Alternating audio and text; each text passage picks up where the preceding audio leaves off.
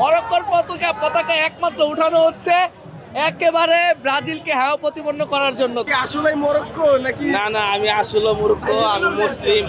আমি মুসলিম টিম যতটি আছে সবারই মুসলিম টিম যতটি সব মুসলিম টিমের সাপোর্টার। মানে একমাত্র শুধুমাত্র ব্রাজিলকে হেয় প্রতিপন্ন করার জন্য এই পতাকা নেওয়া, আদার্স নট হয়ে। উনি 100% আর্জেন্টিনার সাপোর্টার। খবর নেন, মরক্কোর পতাকা একমাত্র উঠানো হচ্ছে একেবারে ব্রাজিলকে হেয় প্রতিপন্ন করার জন্য। তো আমাদের কাছে এটা কিছুই না। তারপরও ওরা কেন এত ভয় পাবো কেন? খেলা হবে মাঠে, মাঠে খেলা হবে, মাঠে সবকিছু হবে, খেলাধুলা উন্মুক্ত হয়, এই সমস্যা নাই। মাঠে তা ইয়া দেওয়া হবে, তারা স্বপ্ন নিয়ে আসছে, সকালবেলা দেখা যাবে তারা খেলাতে দেখা যাবে। নো নো নো নো, আমি আর্জেন্টিনার না, আমি মূলত আর্জেন্টিনার নতুন বাপ মরক্কো।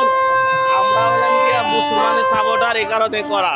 ইরান সাপোর্ট করে, সাপোর্ট করে। আপনারা দেখবেন তার এলাকার মানুষও খবর রাখবে এটা, সে যে মরক্কো নয়, সে যে আর্জেন্টিনা।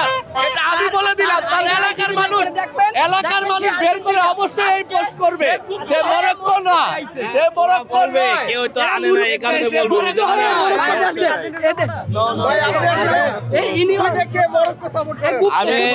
আমি আগের থেকে মুসলিম টিম যত আছে সবগুলারই সাপোর্ট করি ইনশাল্লাহ। মুসলিম টিম সাপোর্ট করে যাবো ইনশাল্লাহ।